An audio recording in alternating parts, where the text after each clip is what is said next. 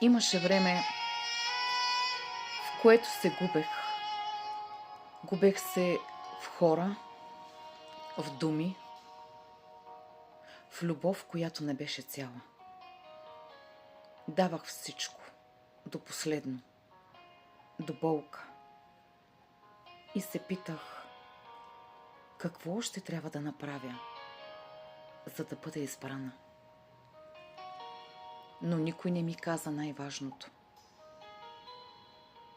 Че докато чакам някой да избере мен,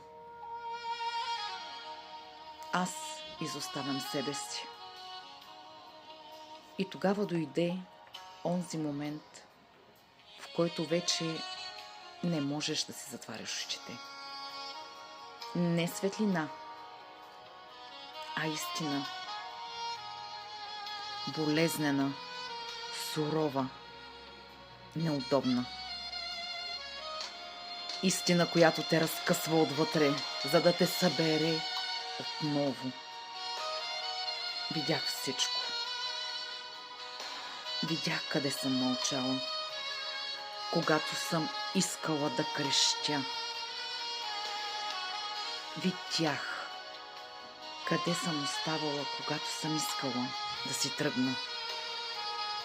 Видях къде съм се смалявала, за да има място за някой друг. И най-болезненото,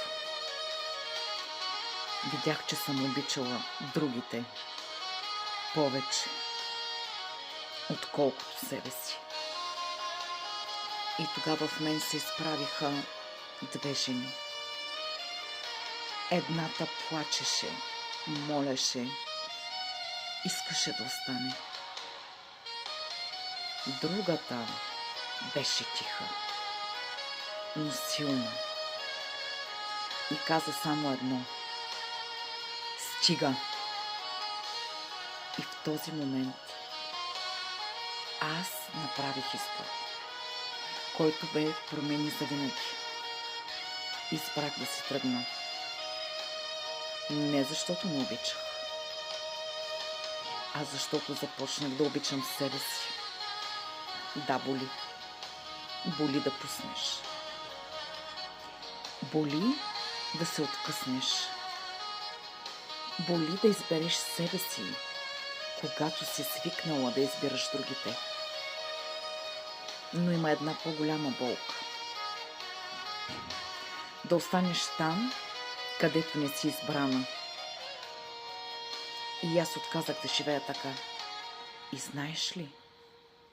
Знаеш ли какво се случи после? Тишина. Празнота. Страх. Но и нещо друго. Въздух. Свобода.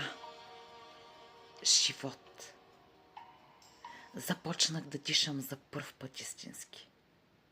Започнах да усещам себе си без нужда от чуждо присъствие. Разбирах, че има и друг свят. Свят, в който аз не се доказвам. Свят, в който аз не се боря. Свят, в който аз съм любовта. Днес аз съм тази жена. Жената, която върви право напред. Жената, която гледа в очите. Жената, която не се страхува да загуби. Защото вече не губи себе си.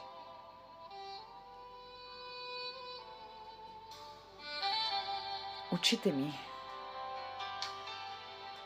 те са просто зелени.